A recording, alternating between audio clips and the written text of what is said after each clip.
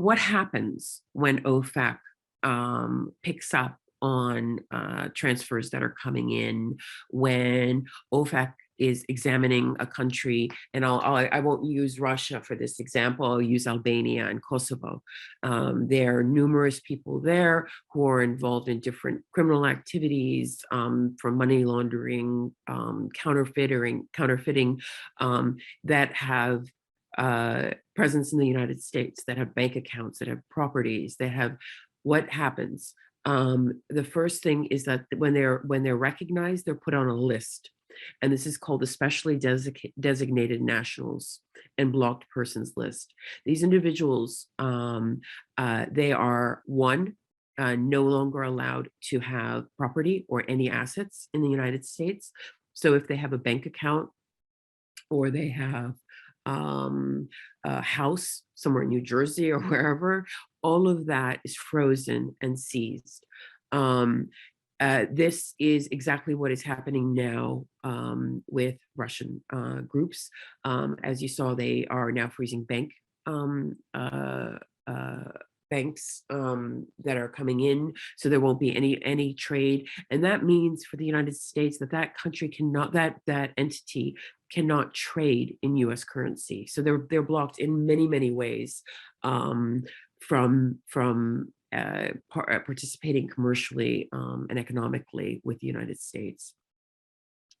So again, these people are not allowed in the US. They're put on lists where they cannot fly in. They cannot get in on a plane that is flying to the United States. So this is a serious level that they can be taken. And you're going to think, oh, these are the individuals that were named by Magnitsky. These are the individuals that are the special ones. I think under the Trump thing, they put out a list of 19 people and 39 were added by Treasury. No, this is thousands of people. This is people who are being, like I right now have information on a mayor from Albania. These are people all over the world who, whatever reason, are seen to be illegally using US dollars. And for this reason are not allowed in the US. It's an enormous list. What are their options? They can appeal. They have a right to have a lawyer in the United States come and argue on their behalf. And there are times that these people are removed if they can provide documentation that shows that they have not actually participated in what they're being charged with. But in most cases, the research of the Department of Treasury of OFAC is extensive, and it is unusual that somebody's removed. But in Washington, there are entire law firms that deal with this, that will work with somebody who is a specially designated person, because first of all, these people usually have a lot of money.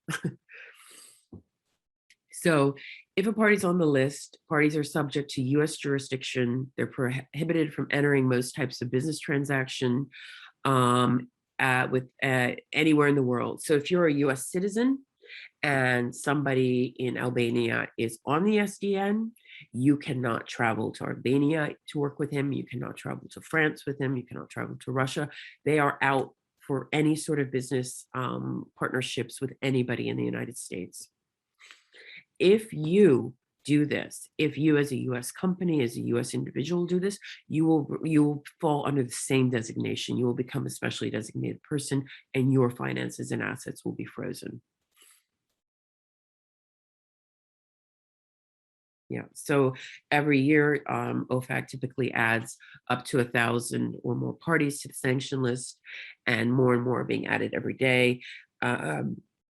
These are huge compliance risks for many US companies.